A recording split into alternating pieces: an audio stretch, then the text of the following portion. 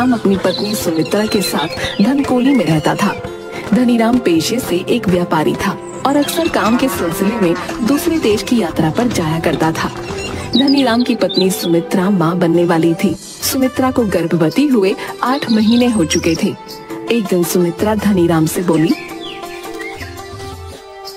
आज मुझे संतरे, पके हुए आड़ू खाने की बहुत तीव्र इच्छा हो रही है। क्या आप मेरे लिए बाजार से ले आएंगे? जरूर ले आऊंगा, बिल्कुल फिक्र मत करो। धनीराम पत्नी सुमित्रा के कहने पर उसके लिए बाजार से संतरे और पके हुए आड़ू लेकर आता है। सुमित्रा बहुत सारे संतरे और पके हुए आड़ू खा लेती है और साथ ही गलती से फलों के कुछ बीज भी निगल जाती है। रात के समय जब वो सोने के लिए बिस्तर पर जाती है तो उसे अपने बचपन में सुनी वो बातें याद आ गई थीं कि अगर आप गलती से बीज निगल जाते हो तो रातों रात एक पेड़ में तब्दील हो जाते हो। डर के मारे वो उस रात सो नहीं पाई और अजीब अजीब से सपने उसे आते रहे कि वो अलग अलग तरह के पेड़ों में बदल गई है। सुबह उसने अपने पति धनीराम को सपनों के बारे में बताया। तुम बिना बात के ही परेशान हो रही हो। तुम्हारे इन सपनों का कोई मतलब नहीं है। बिल्कुल फिक्र मत करो, बस अपना ध्यान रखो। अब ये समय फिक्र करने का नहीं है। सुमित्रा को फिर भी चैन न मिला। उसने अपनी दाई सवित्रो से भी अपने सपने के बारे में बताया। अरे बेटिया, तू काहे परेशान होती है? तूने सपने में हरे भरे आम के पेड़ और हरे भरे पेड़ ही तो देखे हैं। तुझे पता है इन सब का क्या अर्थ होता है? मुझे नहीं पता इन सब का क्या अर्थ होता है।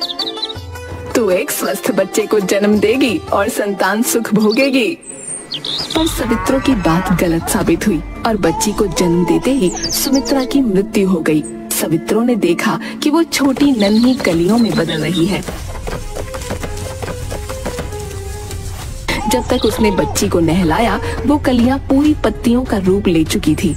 हालांकि उसने उन्हें एक एक करके चुनना शुरू कर दिया था, पर वे उसके शरीर के विभिन्न हिस्सों से किसी घास की तरह उगने लगी थीं। जब तक सुमित्रा की पलकों को उन पत्तियों ने ढका वो मर गई, क्योंकि पत्तियों द्वारा उसके शरीर के सारे रक्त को चूस लेने के कारण वो सांस नहीं ले पा रही थी। सवित्रो ने पूरी कोशिश करके उसके शरीर को साफ किया ताकि किसी को इस बारे में पता न चले और उसके बाद ही सबको बच्ची के जन्म की सूचना दी। उसने धनीराम से कहा, मैं सुमित्रा को अपनी बहन की तरह मानती थी। इस बच्ची को जन्म देते ही वो संसार छोड़ के चली गई। इसलिए जब तक ये बच्ची शादी योग्य नहीं हो जाती और किसी योग्य वर से इसका विवाह नहीं हो जाता, मैं इसकी देखभाल करना चाहती हूँ। अगर आपको कोई आपत्ति ना हो तो क्या मैं इस बच्ची के साथ रह सकती हूँ? मुझे कैसी आपत्ति हो सकती है? तुमने ऐसा कहकर मुझे इस चिंता से मुक्त कर दिया कि मेरी इस छोटी सी दूध पीती बच्ची को बिना माँ के मैं अकेले कैसे पालूंगा। असल में सवित्रो को डर था कि कहीं शिशु के शरीर में से भी पत्तियां ना फूटने लगें और उसकी भी मृत्यु ना हो जाए। धनीराम ने अपने घर के पिछवाड़े में सवित्रो के लिए एक घर बनवा दिया ताकि वो वहाँ रहते हुए बच्ची की देखभाल कर सके। वैसे भी उसका कोई रिश्तेदार नहीं था। उस बच्ची का नाम तेजी मोली रखा गया, लेकिन सब लोग उस बच्ची को प्यार से तेजी कहते थे। समय के साथ तेजी भी बड़ी होने लगी। एक दिन गांव के मुखिया और कुछ लोग धनीराम के घर उससे मिलने आए। धनीराम, सुमित्रा को गए काफी समय हो चुका है और अब ईश्वर की कृपा से तेजी भी कुछ बड़ी हो गई है, परंतु माँ तो माँ होती है। उसे कुछ समय में माँ की जरूरत पड़ेगी, तब तुम अकेले उसकी परवरिश नहीं कर सकोगे। इसलिए हम सब तुम्हें ये सलाह देने आए हैं कि तुम्हें अपनी बेटी तेजी के लिए दूसरा विवाह कर लेना चाहिए भाई। मैं आप सबकी बात से सहमत हूँ, लेकिन क्या पता कि मेरे दूसरे विवाह से जो स्त्री इस घर में आएगी वो मेरी पुत्री को एक माँ का प्यार देगी या नहीं। धनीराम, हम तुम्हारी बात समझ रहे हैं, लेकिन हर सौतेली माँ खराब नहीं होती। हमारी बात पर विचार करना। गांव वालों के जोर देने पर धनीराम ने दूसरा विवाह कर लिया। इस बीच सवित्रो तेजी के शरीर से कम 4 बार अलग अलग तरह की पत्तियां निकाल चुकी थी। ऐसा करने के लिए वो कभी उसे हल्दी का लेप लगाती तो कभी सोयाबीन का लेप, ताकि उसे पत्तियां खींचकर निकालनी ना पड़े। इस तरह के लेप लगाए जाने की वजह से तेजी के रंग में लगातार निखार आता जा रहा था। तेजी न सिर्फ सुंदर थी वरन उसकी आंखें भी अंडाकार थीं और पलकें घनी थीं। दूसरी तरफ तेजी की सौतेली माँ शोभा खुद से बुदबुद करती रहती। न जाने इस कमबख्त तेजी पर ऊपर वाले ने कैसी कृपा कर रखी है जो इसका रूप रंग निखरता ही जा रहा है। इसे तो एक दिन में अच्छे से सबक सिखाऊंगी। बड़ा घमंड है इसे और इसके बाप को इसके रंग रूप पर। तेजी की सौतेली माँ शोभा उसे देखकर जहाँ हैरान रह जाती वहीं उसे जलन भी होती। पर सवित्रों को हमेशा तेजी की चिंता सताई रहती थी कि कहीं उसे भी कुछ हो ना जाए, वरना इस बिन माँ की बच्ची का क्या होगा। एक दिन धनी राम के घर पर जब वो बाहर अपना सामान बेचने जाने के लिए सामान बांध रहा था, अचानक तेजी के जोर जोर से चिल्लाने की आवाज आती है। अम्मा, अम्मा उठो ना, तुम्हें क्या हो गया? तुम उठती क्यों नहीं हो? धनी राम दौड़ता हुआ सवित्रों के घर की तरफ जाता है, जहाँ सवित्रों की सोते सोते ही मृत्यु हो गई थी। मत रो बेटा तेजी, तेरी अम्मा भी तेरी माँ की तरह तुझे छोड़कर चली गई है। सब मुझे छोड़कर क्यों चले जाते हैं? क्या मैं इतनी बुरी हूँ? नहीं मेरी बच्ची, तू बुरी नहीं है। ये सब बहुत अच्छे हैं और अच्छे लोगों की तो हमेशा ऊपर वालों को भी जरूरत होती है। उस दिन के बाद तेजी बिल्कुल शांत हो गई। धनी राम कुछ समय तेजी को छोड़कर कहीं नहीं जाता, परंतु व्यापार के लिए बाहर जाना उसकी मजबूरी थी। कुछ हफ्तों बाद एक दिन व्यापार के लिए धनीराम दूसरे शहर जाने की तैयारी कर रहा होता है। तभी लाल गर्दन वाले हरे रंग के तोते ने धनीराम के घर पर गीत गाया।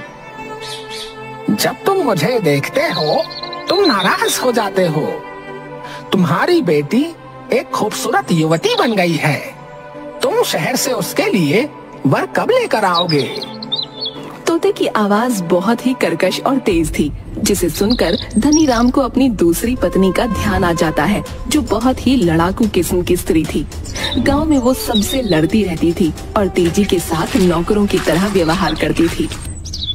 अगले 6 महीनों की अपनी समुद्री यात्रा के दौरान मैं अपनी बेटी तेजी के लिए उपयुक्त वर जरूर ढूंढ लूंगा। उसी रात तेजी की उंगली में एक छोटी सी हरी पत्ती उगाई, जिसे उसने तुरंत ही चंदन का लेप लगाकर हटा दिया, जिसके बारे में सवित्रों ने उसे बताया था। वो अक्सर सवित्रों को याद करके रोती, क्योंकि उसे तो माँ का प्यार उसी से मिला था। दूसरी तरफ धनीराम के जाते ही शोभा का अत्याचार बढ़ गया। वो अपने पुत्रों के लिए स्वादिष्ट खाना बनाती और तेजी को बचा हुआ चावल नमक डालकर खाने को देती। रात दिन उससे घर के काम करवाती और सोने के लिए भी उसे बिस्तर नहीं देती।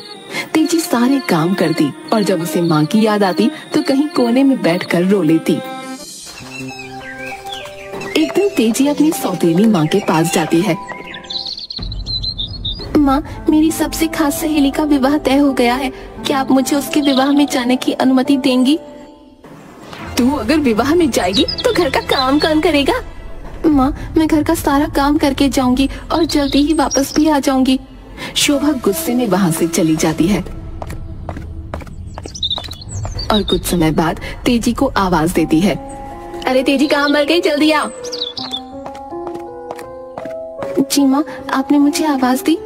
हाँ, तू क्या कह रही थी? तुझे अपनी सहेली के विवाह में जाना है? ठीक है, चली जा, पर समय से वापस आ जाना। तेजी थोड़ी और हिम्मत करके कहती है। माँ, अगर आप मुझे विवाह में पहनने के लिए अपने पुराने सूती कपड़े दे दें तो बड़ा अच्छा होगा। सूती कपड़े? तो कैसी बातें कर रही है? तुम मेरे महंगे रेशमी कपड़े पहनना शादी में। तुम नए डिजाइन के कपड़े पहनो और अपने इन वस्त्रों के नीचे ब्लाउज भी पहनो, इससे तुम और सुंदर लगोगी। मैं तो वैसे कपड़े पहन नहीं सकती हूँ क्योंकि अब तो मैं बूढ़ी हो रही हूँ, लेकिन तुम्हें ऐसे कपड़े पहनने चाहिए। अपनी सहेली के विवाह में तुम भी खूब सज कर जाओ। पर क्या तुम अकेली वहाँ जा सकोगी? हाँ, मैं अकेली जा सकती हूँ। शोभा तो कुछ और ही सोच रही थी। उसने उन कपड़ों को एक जूट के थैले में डालते हुए रेशमी वस्त्र की तहों के बीच धीरे धीरे जलने वाला एक अंगार और एक छोटा सा चूहा रख दिया। सहेली के घर जाते हुए तेजी को लगा कि जैसे थैले में कुछ हिल रहा है। वो उसे खोलकर देखना चाहती थी, तभी उसे शोभा की कही हुई बात याद आ गई। शोभा ने उसे हिदायत दी थी, विवाह स्थल पर पहुंचकर ही थैला खोलना, उससे पहले नहीं, वरना रास्ते की धूल मिट्टी से वस्त्र गंदे हो जाएंगे।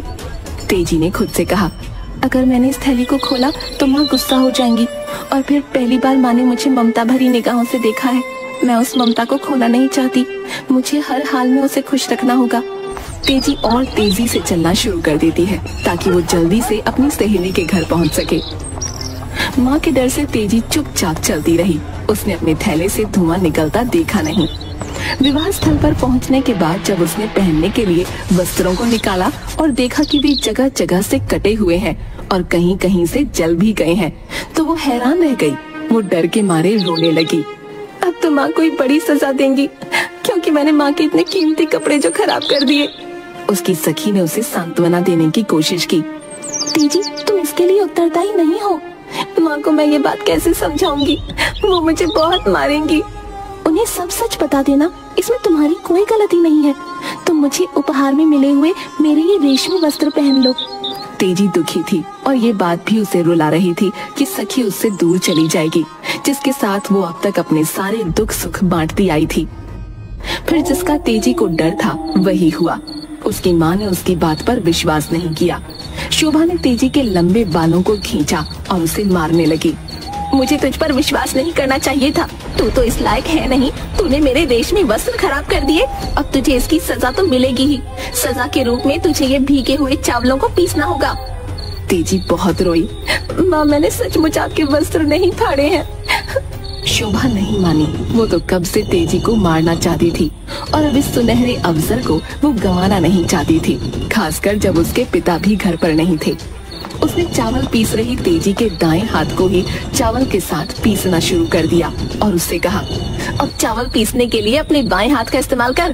तेजी रोते रोते बोली, माँ, तुमने मेरे दोनों हाथों को आहत कर दिया है, मुझे जाने दो। अपने सिर से चावल पीस। फिर डंडे से शोभा ने तेजी के सिर पर मारा और उसके शव को घर के पिछवाड़े दबा दिया।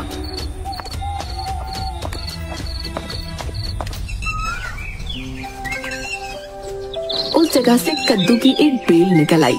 कद्दू का पौधा गीत गाता और अपने फूलों की खुशबू बिखेरता रहता। पौधे द्वारा गाया जाने वाला गीत बहुत ही मधुर होता था। लगता था कि कहीं बहुत दूर कोई स्त्री गा रही है। एक दिन पड़ोसी शोभा से, क्या बात है शोभा बहन, बहुत दिनों से तेजी नहीं दिख रही। हाँ, वो कुछ महीनों के लिए अपनी सहेली के घर गई है, कुछ समय बाद वापस आ जाएगी। एक दिन एक दुबली पतली स्त्री भीख मांगने आई। मालकिन, भगवान के नाम पर मुझे एक कद्दू दे दीजिए। तुम बेवकूफ हो क्या? मैंने तो हफ्ते से कद्दू नहीं पकाया, यहाँ तक कि रोहू मछली के साथ खाने के लिए भी नहीं। मैंने अपने बेटे को आज ही बाजार भेजा है कि कहीं से एक अच्छा कद्दू ले आए। तुमने कहाँ से मेरे घर में कद्दू देख लिया? मैं झूठ नहीं बोल रही हूँ, आप इस घर की मालकिन हैं, और अगर आप मुझे कद्दू नहीं देना चाहती हैं तो कोई बात नहीं। स्त्री जाने के लिए वापस मुड़ी। शोभा हैरानी से बोली, मुझे नहीं पता कि तुमने कद्दू कहाँ देखा है, पर अगर ऐसा है तो खुद ही जाकर ले लो।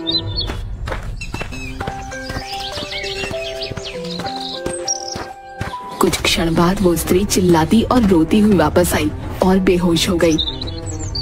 शोभा के तो जैसे होश ही उड़ गए। उसने पानी लाकर उस स्त्री पर छिड़का। क्या तुम ठीक तो हो? तुमने क्या देखा? होश आने पर स्त्री ने अपनी घबराई हुई नजरें चारों ओर घुमाईं। वो अभी भी कांप रही थी और पसीने से तरबतर थी। उस बेल में भूत है।